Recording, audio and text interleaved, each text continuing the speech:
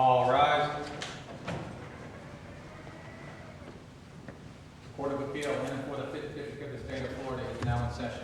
The Honorable Randy Wallace, Judge, presiding. All persons having business before the court draw near, give attention, and you will be heard. May God save the United States of America, the State of Florida, and this honorable court. Please be seated.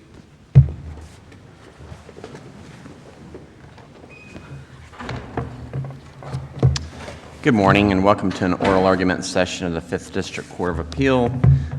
I've already been introduced, and let me introduce the other members of the panel. To my right and your left is Judge John Harris from Brevard County, and to my left and your right is Judge Meredith Sasso from Orange County.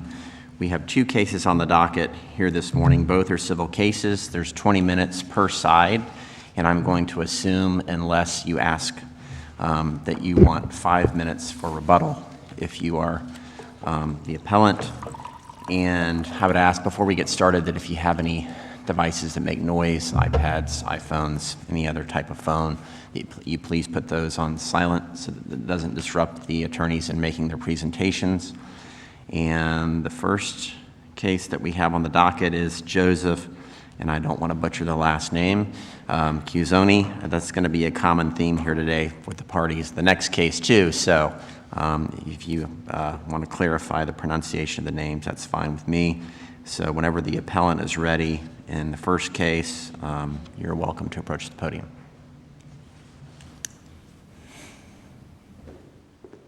Thank you, Judge Wallace, and it's CUSCIONE.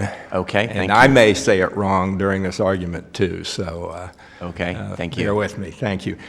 May it please the Court, I'm William Bald. I represent the appellant, Joseph CUSCIONE, in this case, and I will take the allotted 5 minutes for rebuttal. There are two issues, as the Court knows. The first is whether the reading of a police officer's testimony in violation by the defense, in violation of an order in limine on the issue of whether the golf cart was going, quote unquote, backwards at the time of the collision, and which the court, in granting the motion in limine, had held was relevant to the issue of liability and fault. Whether that is a curable error, as the Appellee maintains, or as we maintain under the case law that's abundant regarding the admission of police testimony, that violation of the motion in limine required a mistrial. Just to place... If there was no order in limine, would we still be here today? Would your position be the same? Yes. Okay, so the fact that there's a violation of the judge's order doesn't really matter for our analysis today, right? The statement is whatever it is. I wouldn't say it doesn't matter, Judge Harris, because at the hearing, the judge made it very clear what he believed was wrong with the word backwards.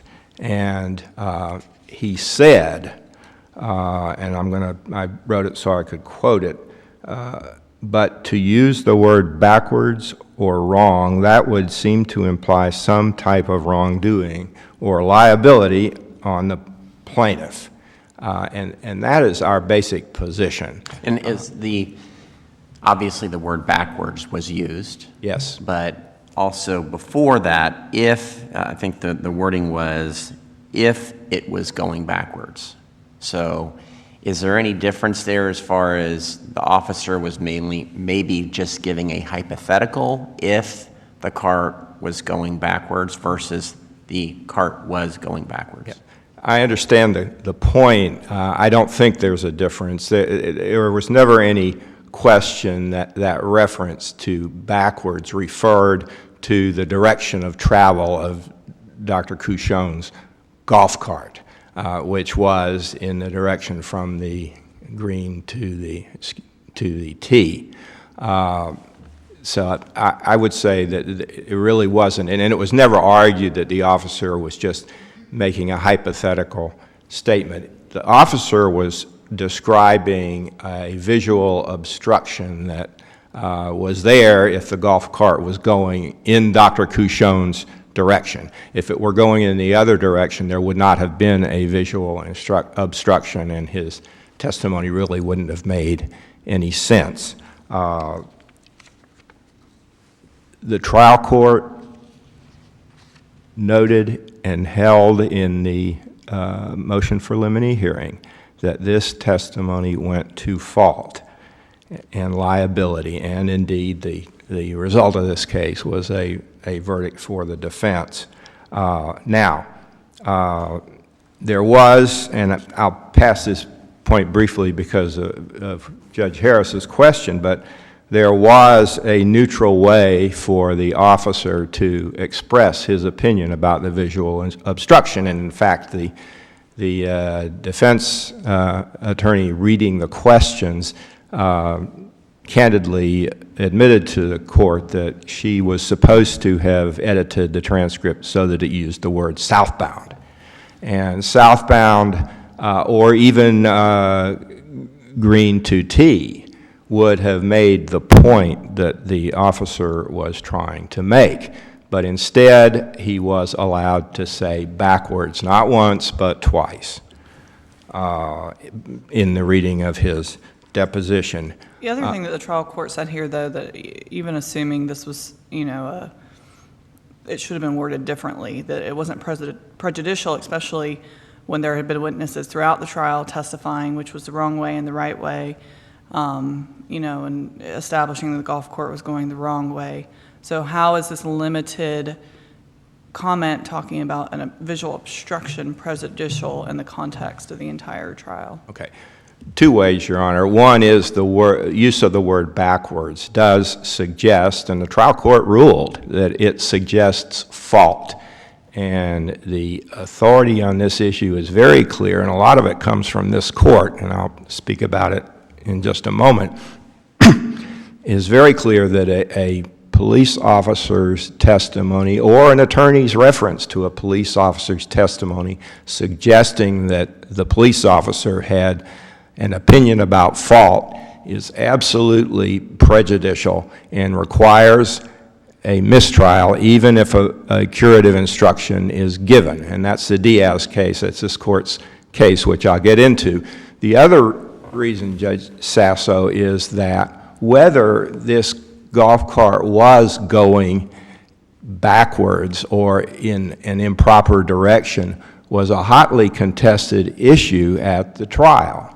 Dr. CUSCIONE testified that the golf carts at Sawgrass Community are used basically as an alternative mode of transportation around the development, that the residents use them to go to the clubhouse, to the pool, to the tennis courts, and to do that, they often use the cart paths, the golf cart paths, and they go in both directions. He made the point, again, the doctor, that he lives on the second fairway, and he owns his golf cart. This was his golf cart that was involved in the crash. And he testified by way of explaining how people routinely go both ways on these cart paths, that if he's going to play golf, he doesn't go to the cart path on the second hole and then proceed to the third hole, the fourth hole, the fifth hole, etc. He drives it routinely backwards. Well, If he So drives it in that direction, yes. And you mentioned the Diaz case, and Yes. in that case, the officer used the word fault. There wasn't any fault on part of the other driver.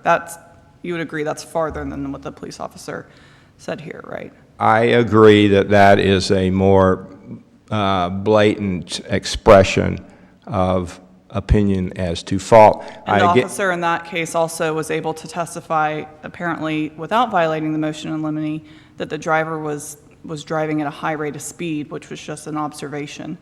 So is this situation more similar to the testimony, the officers just testifying to an observation of what a vehicle is doing, like driving at a high rate of speed, rather than testifying to whether that was the cause of the accident, which is the ultimate issue.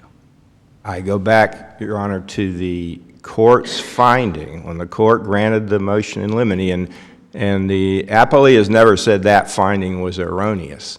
The finding was that the term backwards or wrong way, and the court said they were interchangeable. This is the trial judge in this case said they were interchangeable, that those implied liability or fault. And the other point that I was getting into on the issue about how these cart paths are used is that was a contested point. So to say that he was going backwards is actually for the officer to put his thumb on the scale on a contested factual issue, and that is whether routinely these cart paths are used in both directions. The defense called the club manager specifically for the purpose of rendering an opinion that Dr. CUSCIONE was breaking the club rules by going backwards, or by going from green to tee. The cross-examination of that witness indicated there were no written rules, and there was no signage or marking indicating that he couldn't go from green to tee. So, Your Honor, this, especially in this case, where it was a disagreement between the parties and a litigated disagreement, the officer was weighing in on the side of the defense.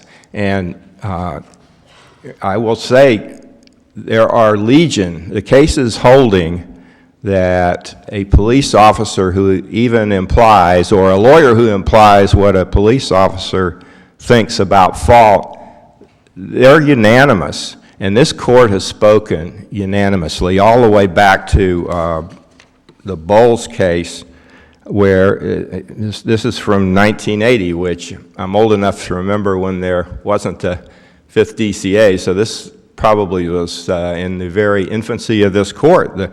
The court said police officers, by virtue of their positions, rightfully bring with their testimony an air of authority and legitimacy. A jury is inclined to give great weight to their opinions as officers of the law. So the word backwards in the officer's testimony suggested to the jury that, number one, Dr. CUSCIONE was doing something that was negligent, and number two, that he was breaking the club rules, which he disagreed with and which the parties litigated. Well, other than the judge's ruling in this case, in the motion in limine, is there any support or authority for the position that backward is synonymous with wrong? I haven't found any. It's such a specific factual situation. He obviously wasn't saying that the cart was in reverse. But doesn't backward typically mean opposite from the usual direction? I mean, in your brief, you say he was going opposite from the customary way. He was. Isn't that the definition, the commonly understood definition of backward is opposite from the usual course?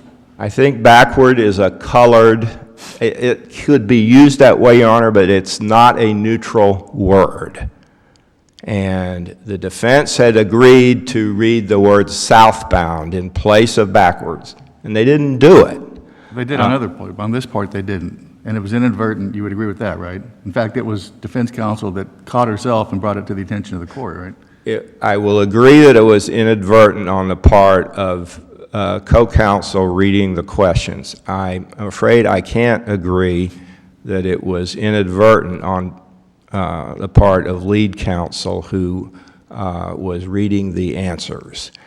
He had given the court and opposing counsel assurance during the jury selection, as we pointed out in the brief, that he would not ask potential jurors about backwards, and presumably would abide by the order in limine. So I can't say, I've read a lot of depositions in trials, and you don't read them one word at a time. I don't know. I can't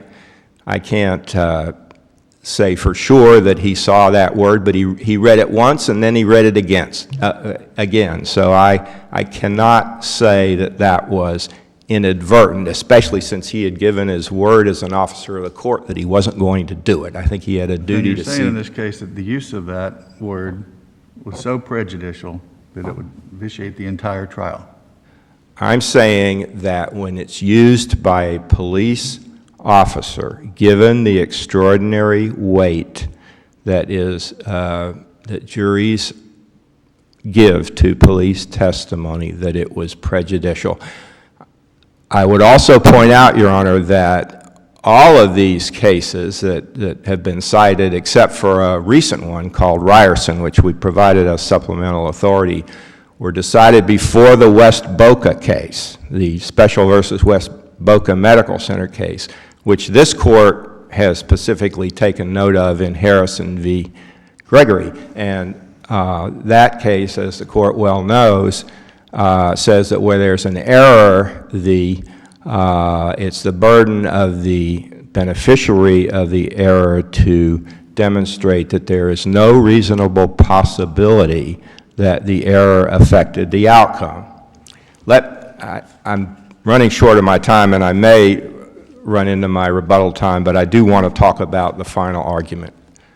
As the court knows, a jury instruction on the right-of-way of persons entering roads was denied, partly because it wasn't submitted in time, but the plaintiff also argued that the trial had been conducted on different basis, that is, general negligence principles. Lead defense counsel started reading a long passage, which plaintiff got up and asked to approach the court on. The court, without prompting, said, "What are you reading from?" And counsel said, "I'm reading from something I wrote." Counsel, just to let you know, you are in your rebuttal time. I understand, and I do. I understand that I am, but I'd like to go ahead and take my own time to talk about this issue. Well, why wasn't the kind of agreement that counsel would clarify that he was just stating the party's position? Why was that not enough to cure any perceived error? Because the whole statement is about what the defendant driver had a right to do, a right to expect. Lawyers can't have a position on what their client's rights are. Those come from the court. And by simply putting the predicate statement that it's our position before the statement that really sounds like a pronouncement of the law, defense counsel was allowed to repeat it several times, and we believe that as well is reversible error under the West Boca standard. Thank you.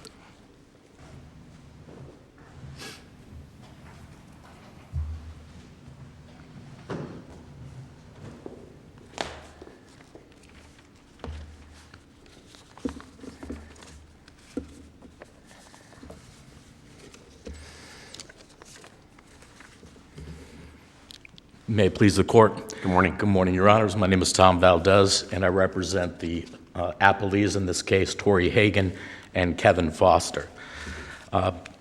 Your Honors, the trial court's denial of plaintiff's motion for mistrial and ultimately his motion for new trial based on the inadvertent presentation of the portion of Deputy Tallarico's testimony that we've been talking about was an absolutely proper exercise of the court's discretion. When there was a lot of talk by opposing counsel about what the trial court said at the hearing and the motion in limine on this case, but there really wasn't a lot of mention about what the court said about this at trial after the question and answer that we're talking about was inadvertently read.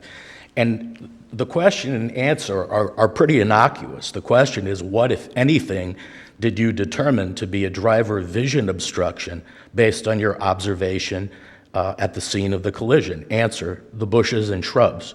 Whoever they were in this area, a driver coming on Willow Pond would not see if someone is actually going backwards, and a golf cart, if it was going backwards, couldn't see a vehicle coming from Willow Pond. So what the trial, or what the officer is saying here, he's making an observation about the visual obstruction that impacted both parties, and the fact that it would obstruct them if they were heading in the directions that Ms. Hagen was heading and the direction that Dr.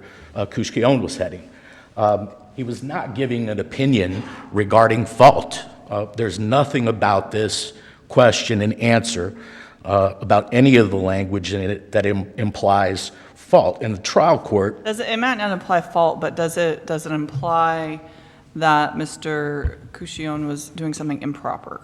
no, Your Honor, it doesn't. Why not? During the course of this trial, there were numerous different ways that were used to describe the direction of travel in this case.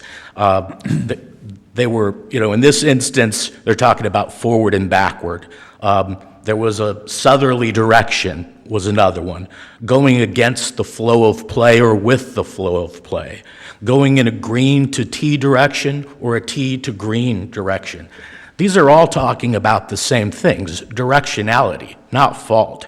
And Deputy Talerico's testimony just doesn't imply any fault.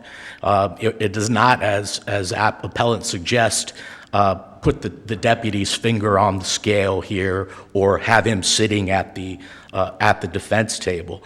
And that's why What makes this a little different, though, is, the judge in this case said backward is the same as wrong. In his mind, that's the order in this case. So does it make a difference that there was an order from this judge that wasn't challenged? That's the order in this case was don't use the word backward. Your Honor, it doesn't make a difference ultimately in the case, because not every violation of a motion in limine is or warrants a new trial. And the same judge, when he heard this testimony at trial, when he heard it in the context of the question and answer, and when he viewed it in the context of the entire trial, specifically said that he did not, and let me see if I can quote this. Once he read this in context, again, in the context of the question and answer and of the entire trial, he said that he found that the word backwards was not prejudicial, and that basically any term that we've already talked about could have been subbed in for the testimony, and it would have been the same. The fact that the fact that there was an obstruction that the officer was describing that was the relevant point here. The trial court, and again, trial courts make rulings all the time in limine, and then they revisit them at trial because. But wasn't the testimony that words to the effect of, but for the fact the appellant was going backwards, it would have seen the sign or the obstruction would have been irrelevant. Is that correct? Was the action of going, quote unquote, backwards? I don't think that was the officer's testimony, Your Honor, which is the focus of the plaintiff's motion and position. Certainly the defense took the position that if Dr. CUSCIONE had been going forward in a northerly direction with the flow of play in a T to green direction, he would have seen that stop sign. And it was also the defendant's position that he had just passed through there a few seconds before and saw the stop sign when he passed through going with the flow of play the first time. And ultimately the defendant's position that his fault was not in necessarily driving that direction, but it was driving that direction knowing that there is a hedge that obscured his vision and would obscure the vision of any driver coming the other way. And he failed, even knowing that, failed to look both ways before he crossed into the intersection. And it was just, it was a terrible decision on Dr. CUSCIONE's part, and it had a tragic result. But this was his, this was his choice. This was something that he chose to do. And so the court, recognizing that this statement, which the defense did bring to the immediate attention of the court and was inadvertent, the court gave a curative instruction anyway, just to be safe, and I think that's the prudent thing to do if you're the trial court in this case. The court said, the court now instructs you that Officer Talerico's testimony is not that plaintiff's golf cart was traveling in a direction that was improper. You should not consider it that way. And I don't think that the term backwards has any negative connotation at all. It's just you're either going forwards with the flow of play, backwards against the flow of play, with the grain, against the grain. There are any number of different terms that could be used here, and this is just absolutely not something that is so prejudicial that it should vitiate the entire trial. And the trial court saw that. The trial court saw that when he looked at the question in context, question and answer in context, and when he viewed that in the context of the entire trial. In fact, he commented, look, at this point, guys, we've been here for countless days and countless hours talking about what the right way and the wrong way is here. I mean, the plaintiff's position is he wasn't doing anything wrong, and the defense position is he was going the wrong way, and he should have used reasonable care. Doesn't that go to the appellant's point, though, that this was a hotly disputed issue? And by the officer using the words backwards connoting, a direction other than what most people travel, he was kind of putting his thumb on the scale that this was, in fact, the wrong way to go. Respectfully, Your Honor, I don't think so. I mean, the question was, where was the fault? Clearly, the defense thought the fault was on Dr. CUSCIONE, and the plaintiff believed otherwise. This was that's what was in dispute. That's what there was fighting over for days. That's what other witnesses testified about. The club manager, the homeowners association president, Dr. CUSCIONE, Ms. Hagen, Ms. Hagen's son, all of them were testifying really about the right and wrong of it. The officer just made a point about a visual obstruction. And he also, he made a completely unrelated to this, made the point that, and this is also an observation, that Ms. Hagen was probably going about 10 miles an hour. So she's approaching the cart path in a reasonable way. She has slowed her speed. She even looked to the left. And she couldn't remember whether she looked to the right or not, but she and her son both testified that never once in the entire time they lived in this community did they ever see anybody coming from the opposite direction. But at the point at which the officer testified, there had been ample testimony about, again, using interchangeable terms, forward, backward, with the flow of play, against the flow of play. The word backwards didn't change anything. It didn't have a prejudicial effect at all, and certainly not the type of prejudicial effect that would warrant the grant of a new trial. If from the use of that word, the jury could infer fault, and we've got cases from this court that say an inference is enough. It doesn't have to be a direct statement of fault, right?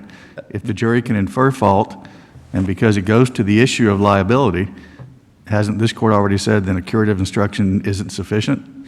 This court has said in the Diaz case and a number of others that in most cases, where there's testimony of fault, that a curative instruction is not going to be enough. But I don't think that in the context of the question or in the context of the entire trial that the jury could infer fault from this. The cases like Diaz, I mean, Judge Sasso pointed it out, Diaz is a far cry from anything that happened in this case. And really, all the cases opposing counsel cited in his brief, all of the supplemental authorities, there are all cases where the police officer testified someone received or did not receive the citation, was at fault or was not at fault, or counsel made an argument to the effect that that the officer didn't cite my client for anything, inferring that he had done nothing wrong. There's no inference here that Dr. CUSCIONE did anything wrong. There's just an observation about the direction he was traveling, and the fact that would have caused him to face a visual obstruction that also impacted Ms. Hagen. So all of the cases that are cited, there's no testimony in this case, certainly nothing in this question and answer, and no other testimony in this case that rises to the level of Diaz, Alsace v. Hankey, Spangle v. Love, any of the cases cited in the plaintiff's brief. They just don't rise to that level of inference. There's always something much more than what is in this case really, particularly in context, something very innocuous. Now, the defense. Let me move to the second argument, Your Honors. Opposing counsel has taken the position that because trial counsel found a quote that he thought summed up his position, or summed up the defense position, and he read that or paraphrased that to the jury, starting out by saying the defense position can best be summarized by the following statement. And then he took some language which, as it turns out, is pretty close to language in a 1954 case, Kerr versus Caraway. Now, there's nothing in this. Sometimes when you're reviewing documents for trial or you're preparing a brief, you find language that says something better than you could probably say it yourself. And you adopt that language, and that's apparently what trial counsel did here. Now, he was not. Well, it doesn't mean you wrote it. No, it does not mean he wrote it. He did write it down. He did make note of it. It was not something that he represented to the jury or intended to represent to the jury as the law. It was something that summed up the position throughout the case. I mean, there was expert testimony. Did he represent to the court that it was something he authored? He represented to the court that it was something that the words he used were, this is something that I wrote.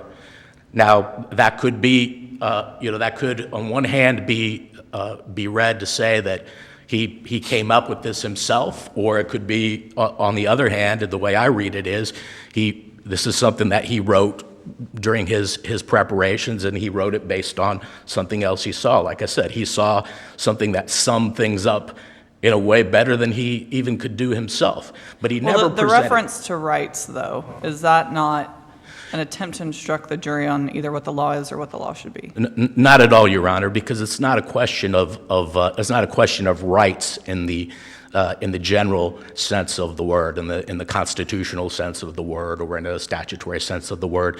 He was talking about right of way, which was a disputed issue throughout the course of the case, and the court made it clear that neither our expert, the defense expert, talked about what he thought. The fact that he thought that Ms. Hagen had the right of way, but not in a legal sense.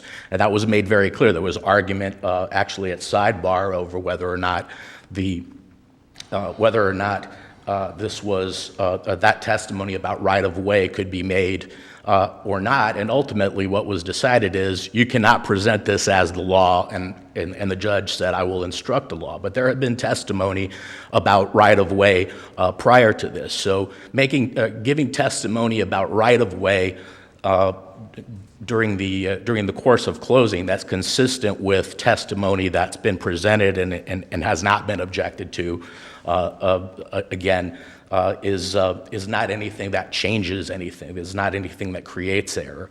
I did notice something in opposing counsel's brief.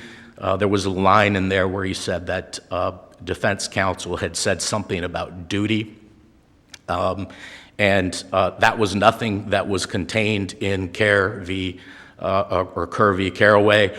He made an off-handed comment. I think we think that opposing or the opposing party, we think Dr. CUSCIONE had the duty. But that wasn't objected to, and that was separate from Kerr versus Caraway and the argument on that. And the defense made it clear from the outset, it is defendant's position, or defendant's position can be summarized by the following statement. And then after the court looked at this, and the court said, look, I want you to make sure that you make clear that this is your position and that this is not the law, because if you represent to the jury that this is a law, we get Why into was that trouble. the right way? I mean, the court was kind of insinuating that there was something wrong with the way it was being presented.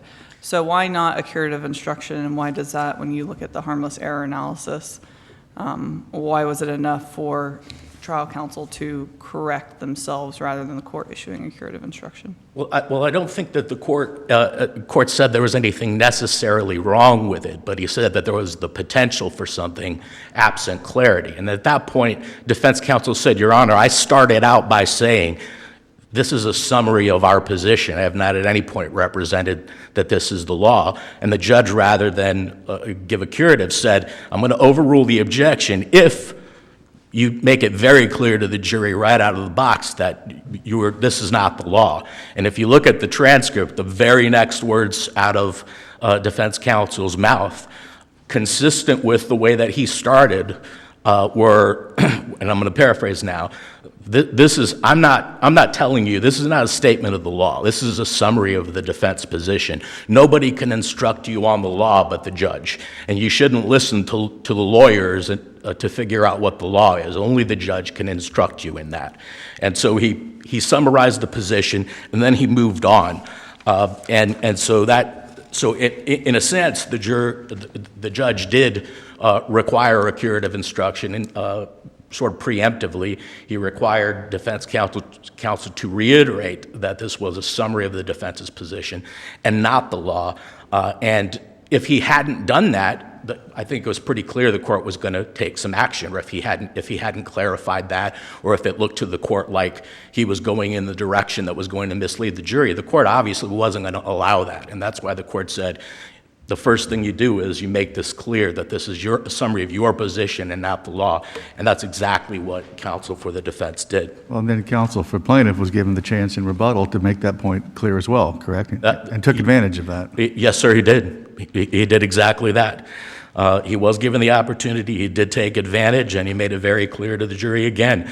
Only the judge can instruct you on the law, and don't take his summary of the law as the law, because lawyers can't tell you the law. Only the judge can.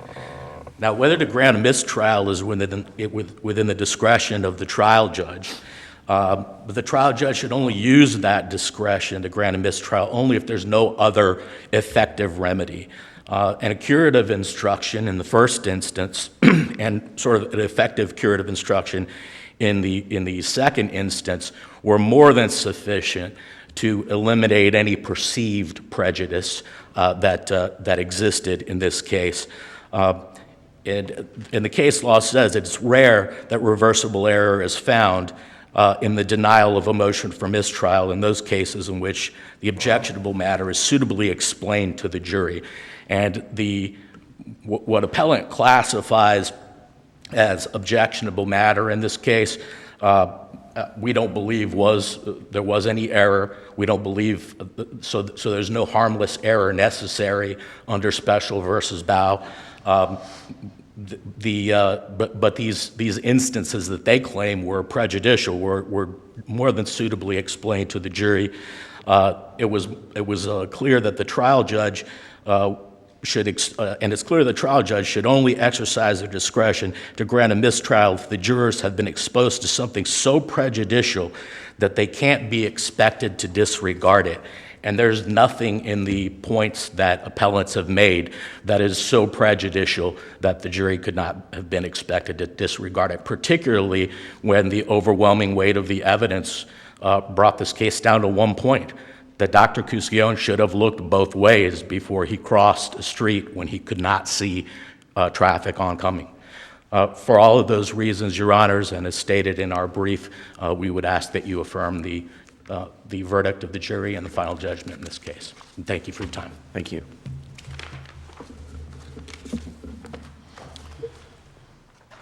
Counsel, you have about 3.5 minutes. Thank you. Excuse me. Thank you, Your Honor. Counsel says that the trial court revisited his ruling on the motion in limine at when the motion in limine was violated. He did not. He sustained the objection, and he attempted to cure the problem by telling the jury that the officer wasn't, that his testimony should not be interpreted as implying wrongdoing. That's exactly what Diaz says you cannot do by a curative instruction. If the judge had changed his mind on the motion of limine, he shouldn't have given a curative instruction. He shouldn't have, and he wouldn't have sustained the objection. But when he heard the statement as it was read, in context, couldn't he have then found, you know, that wasn't prejudicial after all? The way the term backward came up did not imply wrongdoing. I mean, if I count from 5 to 1, am I doing something wrong? I'm just counting in the opposite direction from the way people normally count. Well, could he have? Perhaps. He didn't. And he instructed the jury that they should not treat the police officer's testimony as testimony of wrongdoing, and that's just what he can't do under Diaz. On the final argument point, you know, I hate to have to belabor this, but this was a misleading, if not outright false, statement by an officer to the court about the origin of what he was reading from. He said he wrote it, and we put in our brief. We didn't do it literally side by side, but one after the other. We put in our brief the passage from 2 cases that counsel had copied apparently by hand. Now, I would ask all of your honors, who takes a long passage like that? We're not here to evaluate from a factual issue whether or not it was intentional, though, right? You're not, but let me say this. The judge never got the chance to rule on our objection with knowledge of the truth, and he should have had knowledge of the truth. I think if you read what he said and consider the fact that he had, before that, at the charge conference, had refused to allow the defense an instruction on what the law was at this intersection.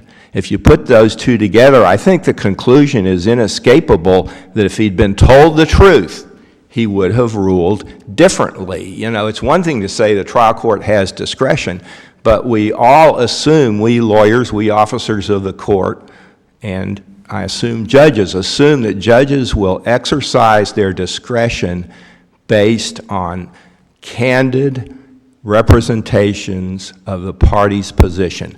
This was not candid, it was not worthy of an officer of the court, and it prevented the judge from ruling with knowledge of the true situation, and it was error. We ask the court to reverse and send this case back for a new trial. Thank you. Thank you, counsel.